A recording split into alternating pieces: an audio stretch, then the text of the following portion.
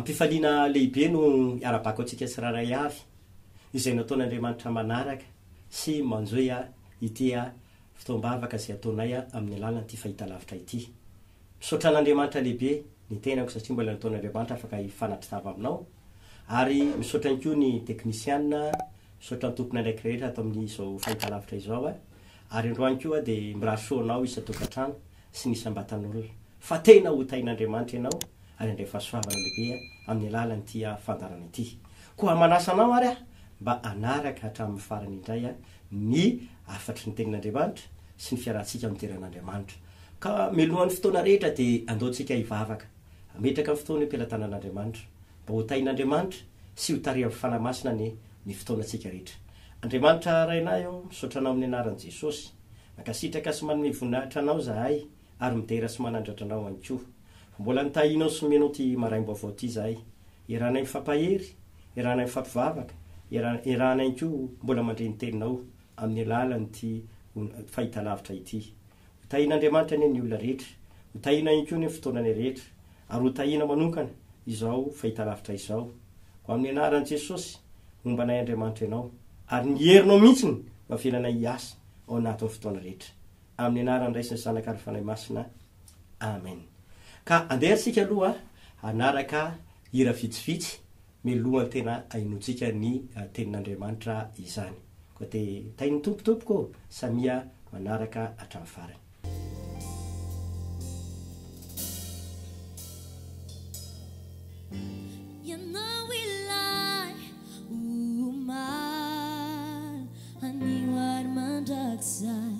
Is the last I know this I don't know.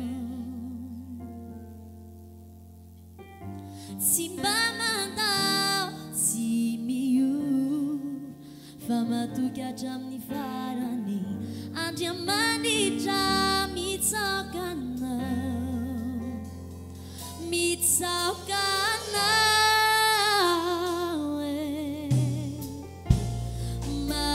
Gloria non si andava, ma tu gloria si andispanate nana. Purfu novi santa mi fiainaku, kacapaku anche iti, ma tu gloria non si andava.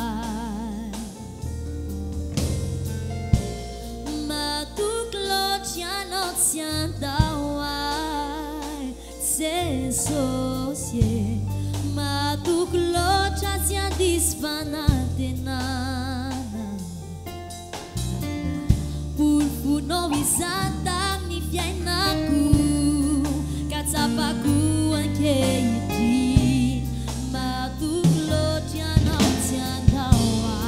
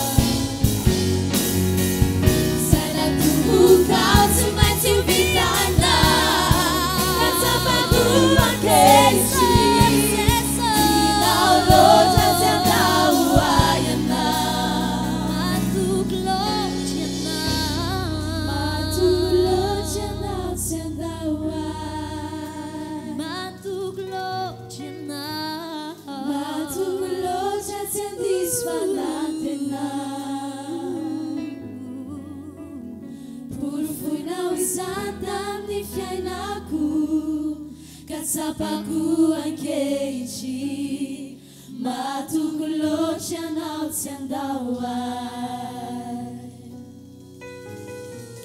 Sena tumbukau simenti vitanau Katsapaku ankechi Tinau lo tiandawai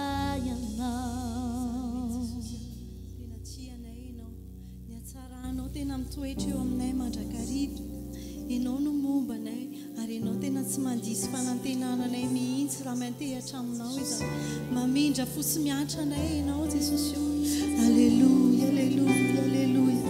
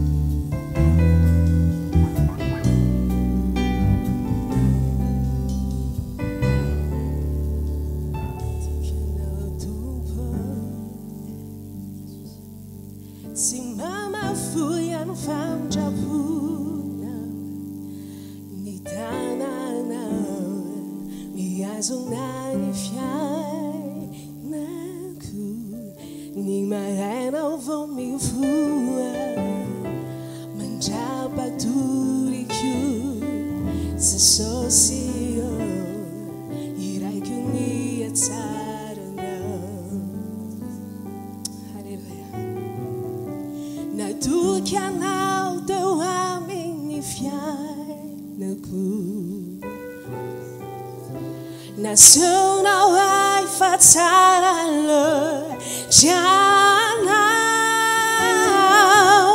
isakire mi aina sosia irai kuni atsarna tikuni feuna itunja haina makinyafu Jalinas, agakai jijana, fanta chufiana no raiku, sisakai zaku, se socio, iraiku ni atsarana, natukiana o teu amini fraina.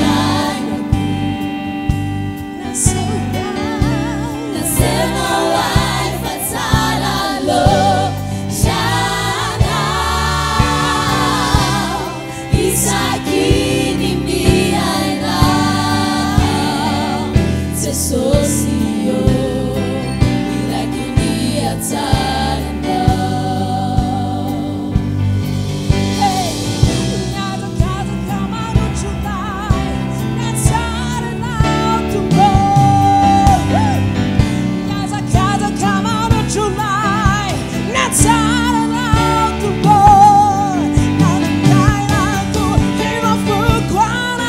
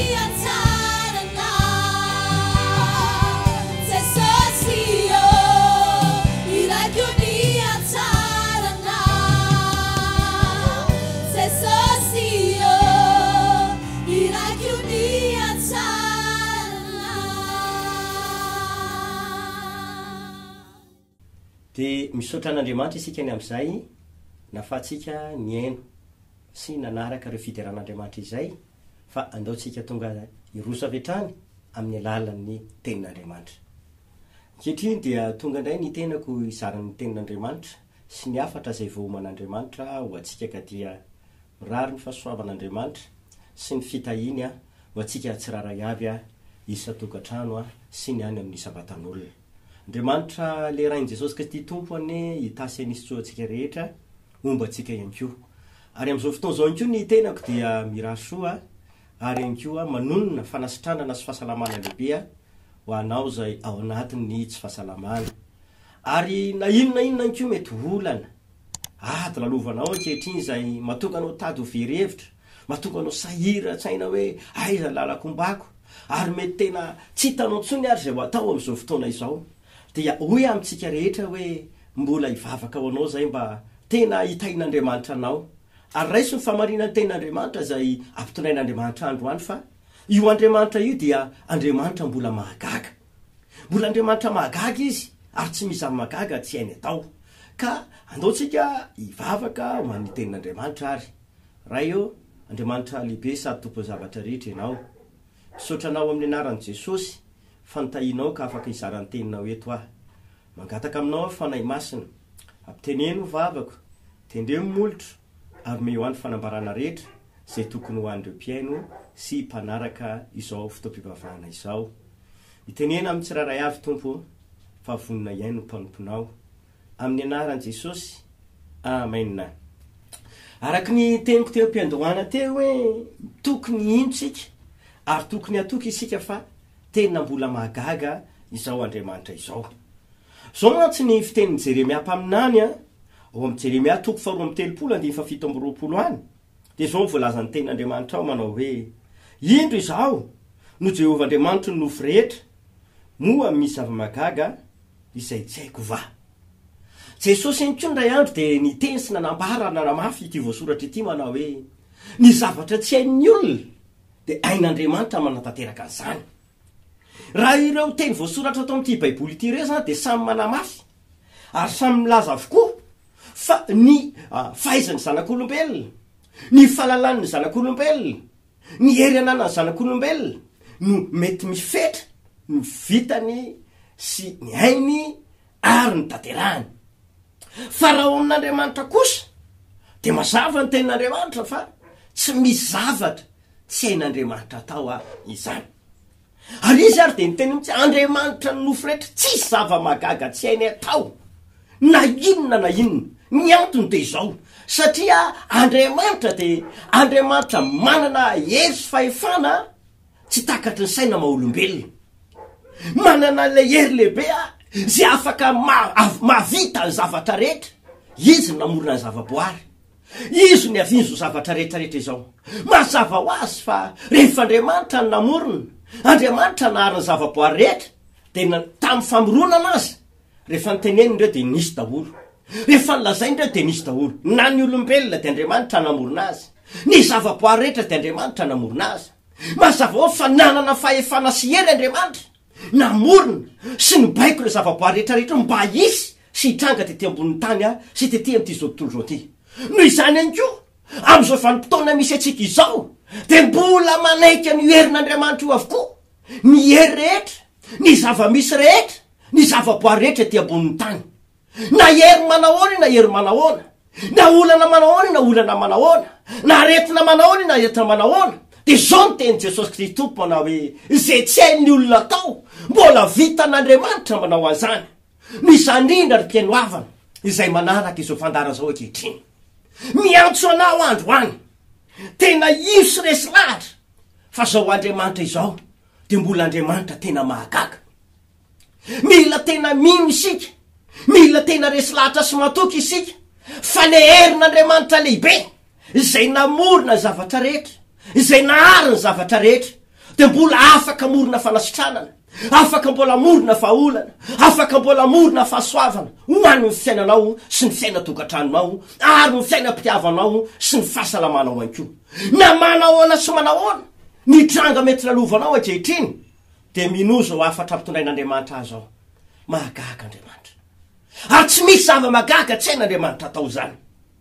Tena nanomboka tany amin'ny fiandohany ny famoronana mandrak'izao vanim-potoana iresahako aminao zao dia mbola tsy miova izay hery ny fahefan'Andriamanitra sy ny fahaiza-manaony izay. Tsy miova Andriamanitra, fa zao ny teneniko amintsika araky ty loha hevitra hoentin'androany ity dia hoe mila mino isika fa manompo Andriamanitra mahagaga izay mahay ny zavatra rehetra. Zao mantsy no antony ny zavatra tsapa sy tsikaritra dia rehefa tena mandeha ny andro, mandeha ihany koa ny fotoana, dia toa lasa fombafomba sy fahazarana fotsiny sisa ny fanompon'ny olona an'Andriamanitra. Maro ny olona no miteny hoe zay kristianina, zay mpivavaka, zay ohatr'izao. Tsy ratsy akoriny ny fatokianao sy ny fahafantaranao fa kristianina ianao. Tsy ratsy akoriny ny fahafantaranao sy ny alalanao fa tena mpivavaka ianao. Tsara izany. Fa saingy zao iaho, lay fahafantaranao, lay fahatsapanao fa kristianina mpivavaka zanak'Andriamanitra ianao, dia mbola sanao ve ny mino, sanao ve ny tena mbola mitoky fa Andriamanitra mahagaga, le Andriamanitra izay miaraka aminao. Mbola veliko mantsy ny teniko teo aloha hoe zavatra tsikaritra sy hita amin'izao vaninandro misy atsika izao dia izao. Rehefa tena nandeha ny andro, nandeha ny fotoana, dia mety lasa fombafomba sy fahazarana fotsiny sisa ny fanompon'ny olona an'Andriamanitra. Lay finoana fa mahagaga Andriamanitra, lay finoana ihany koa fa misy Andriamanitra, dia tsy mitoetra ao anatin'ny akamaroan'ny olona tsony izany. Tsy tantaratra ao anatin'ny olona tsony zany. Le tena mbola mahagaga zao Andriamanitra zao, mbola misy zao Andriamanitra zao. Porofo zany dia ity ny teneniko amintsika. Ireo taranaka voalohany zay tany aloha niara-dia tamin'Andriamanitra, ireo taranaka fahiny zay tena hoe nitoko tamin'Andriamanitra, tena nahita zavatra lehibe tsy takatry ny saina. Ohatra, ny zanak'Israely teo amin'lohan'ny ranomasina mena. Raha tamin'ny maha-olombelona sarotra ny ampitan'izany ranomasina mena izany, ary zay mihitsy ny ary natonga ny olona rehetra kivy tao aorianan'ny Mosesy hoe tena aleo miverina makany Egypte. Zany natonga ny olona rehetra alohan'ny hoe maty tany hevitra ihany. Zany natonga ny olona maro tena verhevitra sy tena kivy ara-baky teny ka hoe tena andao ihany anompony Egypte ihany, kanefa ny tany feno olana, feno alahelo, nandevoziny, nampahoriana. Fahitan'ny olona ilay ranomasina mena dia tsy ho ritra tsony ty, ary tsy ho tafita ety tsony isika. Fa saingy zao teo no miporofon'Andriamanitra hoe ny ranomasina zay ho alohantsika, ny ranomasina zay ho alohanao, dia ozy Andriamanitra izy namorona an'io, izy nanao an'io, dika izay dia zao izy afaka mibaiko an'io, afaka mifehan'io izy, afaka baikoany dia manaiky anazy, azay na tonga azy ny teny tamin'ny Mosesy ory Mosesy ianao koa ve mitarena ampitaka andretolona reto nefa ianao mba novidiko mpitarika ianao lidera ianao nefa ny ankehitriny zay revy ty ianao koa to mitaraina to matahotra ianao teny ianao amin'ny olona fotsiny aza matahotra fandao androso de hitanareo famonjeny Jehovah io mahagaga zany ry havana tsy misy zava-mahagaga tsy hain'Andriamanitra tao satria tao anatin'ny vanim-potoana mibaiko Andriamanitra kapo fotsiny rano e angeo te ianao mandrosoa anatin'ny rano fandeha tany maina ny Israely ary tena tanteraka le izy satria rehefa niroso tao anatin'ny rano tokoa ny olona de voalazany tena Andriamanitra fa nizara roa ary abaky teny ny rano tao amin'ny akavia sy tao amin'ny akavanana ary rehefa nandeha zanak'Israely de tena tany maina rabaky teny ny teo alohany le ranomasina mena ny evena fa tsaky ny tsy azo andanana intsony le ranomasina mena ny evena fa taky ny fefy anakana ka tsy tonga ny am'izay nieritreretina andehanana de nataon'Andriamanitra afaka mbola nisy lalana teo alohany ka afaka tafita somatsara reto olon'Andriamanitra ireto satria tena nahagaga zavatra nataon'Andriamanitra de tafita somatsara ny olona tamin'izany fotoana zany ohatra ihany koa tamin'ireo ry Abrahama zay voalazany tenin'Andriamanitra fa lehilahy tena azo lazaina fa rain'ny finoana na tokony fahagagana nataon'Andriamanitra mandrakariva satria ozy mibokiny Romanina hoe na de fa tsy nisy nanantena azy i Abrahama nanantena ka nino an'Andriamanitra fa zay lazain'Andriamanitra de hainy atao foana iteny tantara zavatra nitranga tamin'ny andron'ny Abrahama efa antitra i Abrahama tamin'izany fotoana efa manakaiky ny fahazaro-taonany efa antitra Sara vadiny efa manakaiky ny 70 taonany Andriamanitra nefa ny tany aloha be tany 5 taona lasa tamin'izany fotoana teo fa 5 taona nampanantena i Andriamanitra fa omeko zanaky ianao ry Abrahama ary zanaky omeko anao de taky ny amaro ny fasika any amin'ny ranomasina taky ny amaro ny kitana eny amin'ny lanitra zay mihitsy ny fampanantenan'Andriamanitra fa nandeha ny vanim-potoana nandeha ny andro nandeha ny fotoana zavatra nisy otra mbola tsy niteraka tokoa ny vatany ohatry mbola tsy nazo taranaka ihany izy roa fijeriny olona tamin'izany mety efa hafa eny na isarara de efa nanomboka mety efa lasa ny sainy hoe mbola hiteraka ihany satria ny fitenin'Andriamanitra ara zao mihitsy isarange tamin'izany fotoana efa nitsatra tamin'ny fomba mbehivavy raha fijery maha-olombelona efa tsy tokony hiteraka intsony izy fa tsisy zava-mahagaga tsy hain'Andriamanitra ta ny fahalalan'ny olombelona mety voafetra hatreo amin'ny 100 taona ny fahaizan'ny olombelona mety voafetra hoe 100 siansa rehefa ohatr'izao de tsy miteraka ntsony ny vehivavy ekeko izany fa Andriamanitra lay namorona zavatra rehetra le maintsy misy tonga misy de afaka mbola iseho amikery anao zava-mahagaga tsy takatry ny saina satria zay tsy hain'ny olona Andriamanitra no mavita azy tonga ny anjely iraka avy amin'Andriamanitra nomboka ny teny tamin'ny Abrahama ay Sara vadinao teo izy fa amin'ny heritaona de hitsotro zazalahy izy ary Isaka natao anarany ny me Sara tao anatin'ny hevitra nisy azy tena mbola hitsotro zaza ve mbola hiteraka ve za fa na tsisy nanantena azy mbola nanantena ihany Abrahama ka nino ary vokatra le finoana tao anatin'ny Abrahama de afaka nitona vokatra mahagaga sy takatra saina ka natonga lay Sara vadiny afaka niteraka anisaka zany ireo tantara anankiroa tantaraiko amintsika ireo zany de samy pirofo manambara sy milaza daholo fa no ny hery fatokinan'Andriamanitra no ny hery ny finoana fa tena mahagaga Andriamanitra de tsy nisalasala i Abrahama tsy nisalasala Mosesy fa nanaiky rehefa Andriamanitra no miteny de vitany manao zavatra tsy vitany eo teraka ny vadiny Abrahama tafitany zanak'Israely teo alohan'ny ranomasina mena satria natoky izy ireo fa misy Andriamanitra ary Andriamanitra mahagaga izy de zavatra tena hita am'izao fotoana zao ihany efa de zao tsy aina le taranaka taty afara intsony tsy hita am'le taranaka maro taty arina intsony le atao hoe finoana fa mahagaga Andriamanitra lay fanekena ihany keo fa misy Andriamanitra tsy hita intsony zany ny antony de satria tonga ny fampianarana maro samihafa izay ohatrany hoe manozongozona ny finoan'ny olona tonga ny fampianarana maro samihafa zay ohatrany manozongozona ny olona tsy iankina intsony amin'Andriamanitra fa iankina amin'ny herin'ny tena iankina amin'ny fahaizana sy ny fahalalana maha-olombelona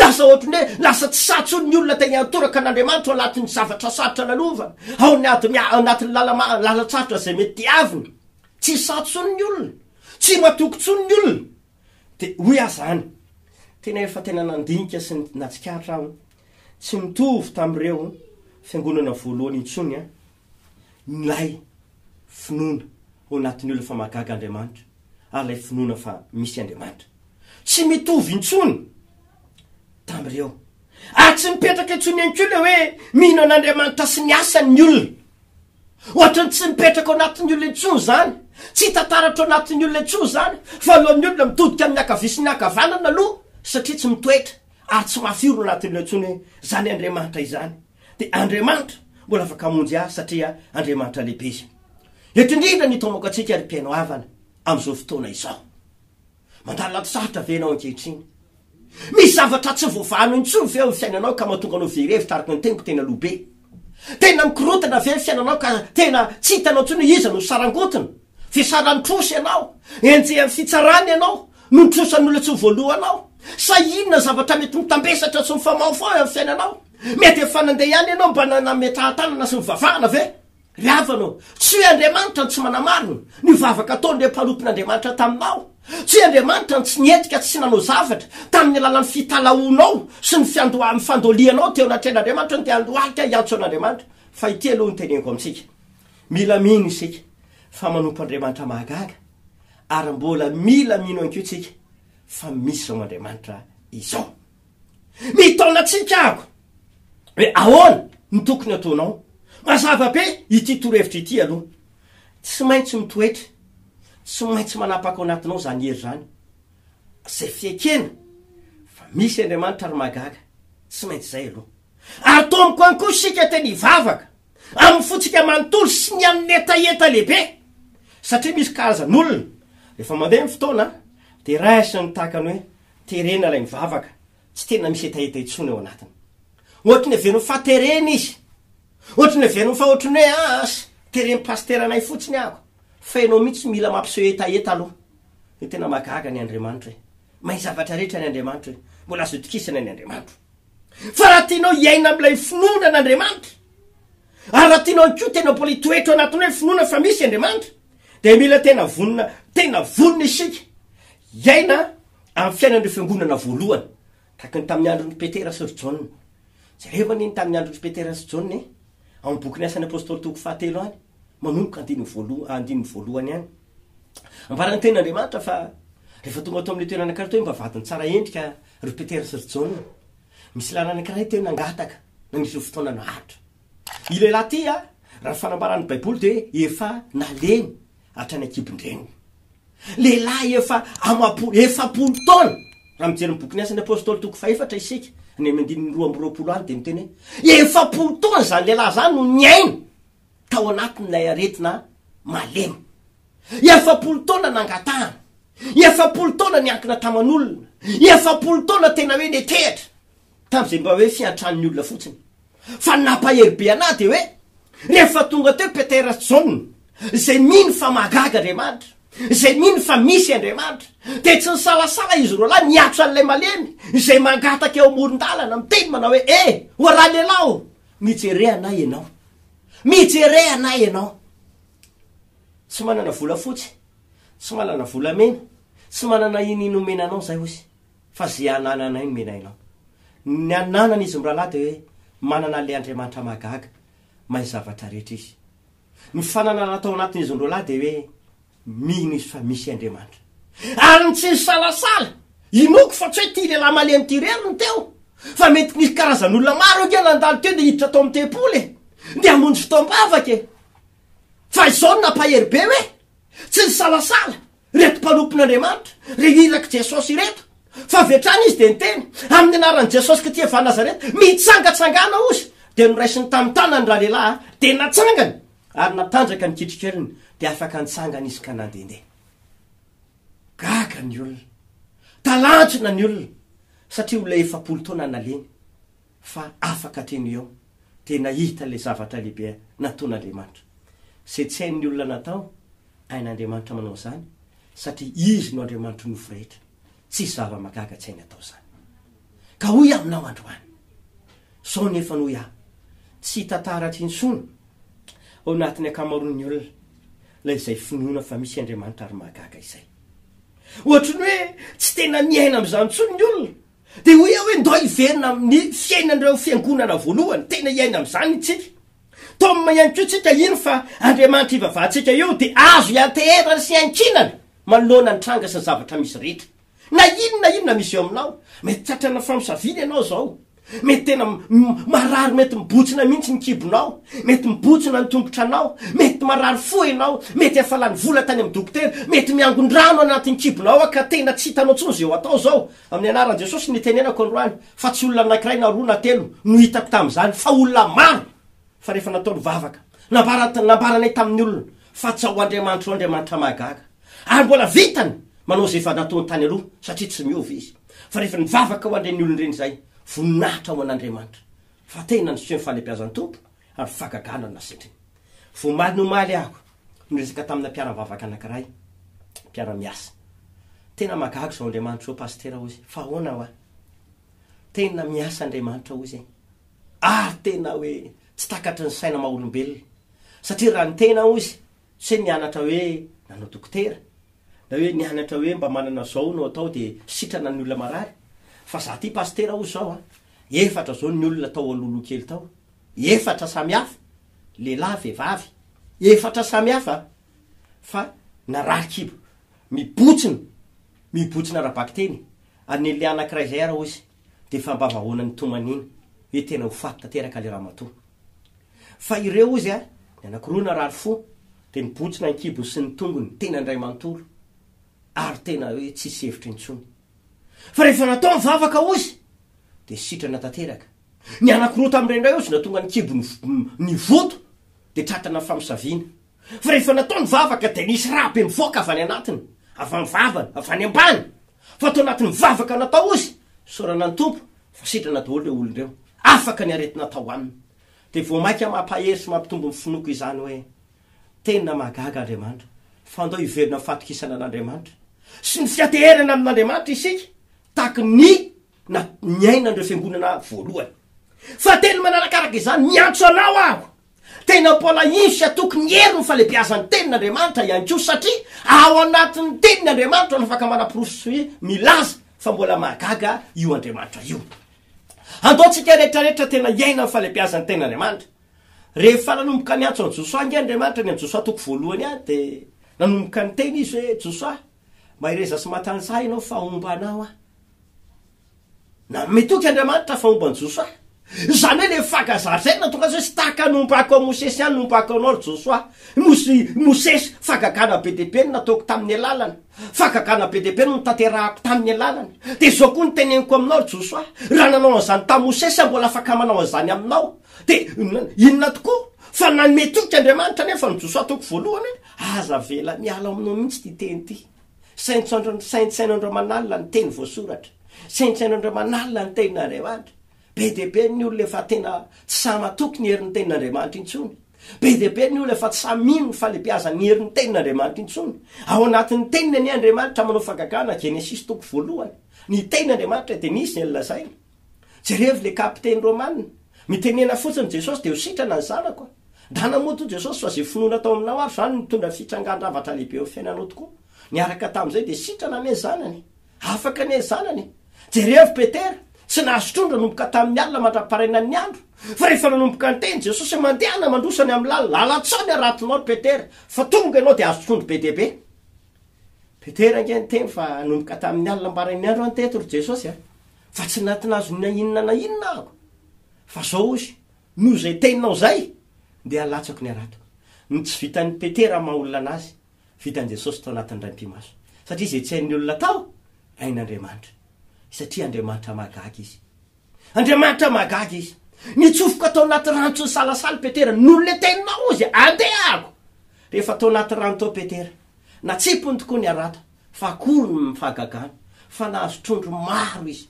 Ary nomboka nanasa namana ary izy mba hampio ary namako. Mba nagona ireo trondro be deabe azoko reto, satria noho ny tenin'ilay Jesosy Kristy, izay ninony sy nekeny fa mahagaga.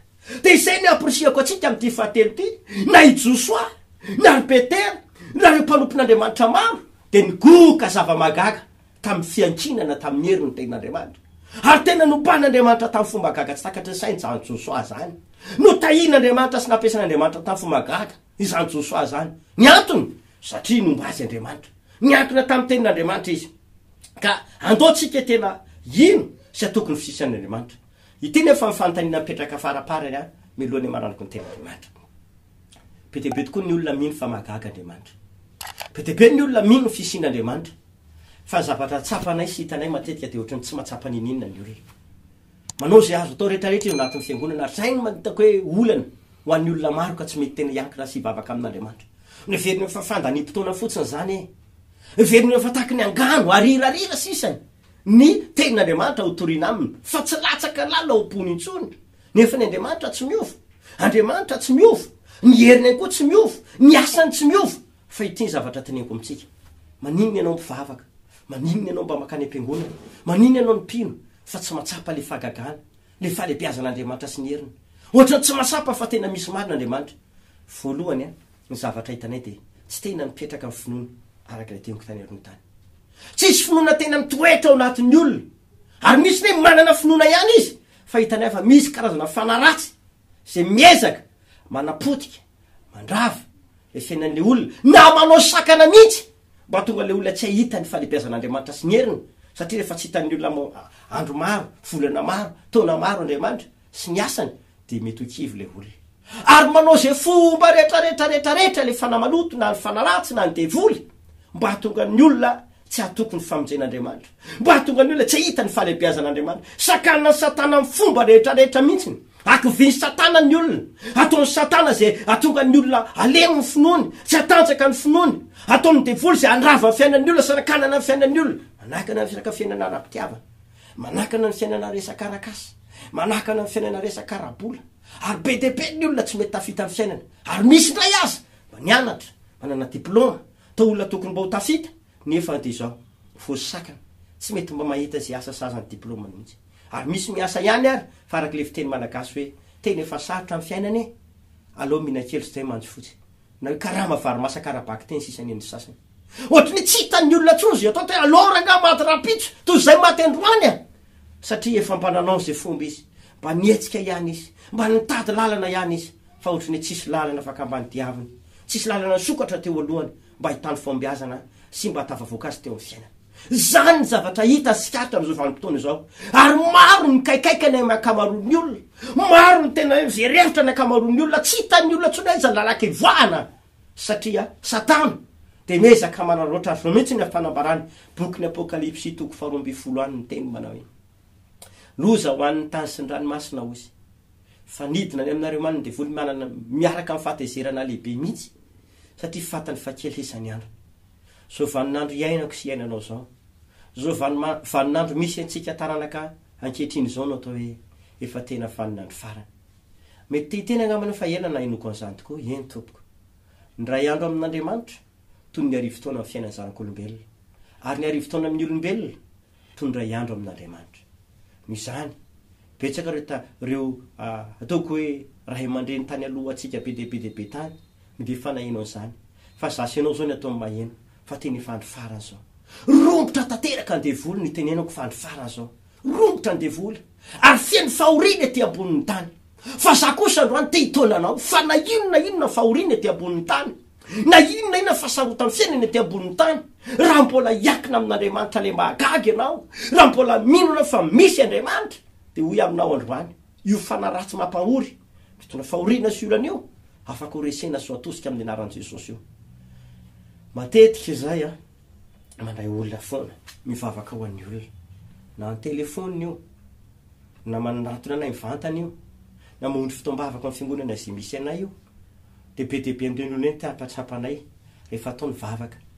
Misy karazana asana devoly be dehibe miongotra ary tena hoe miala resy ao anatin'ilay olona ka mbatika mivavaka ataonay dia tsapa fa manomboka misy fiadanana maivana ny tenany ary maro nahita vokatra azo-tsapahitanana tamin'ny alalan'ny vavaka sy natao.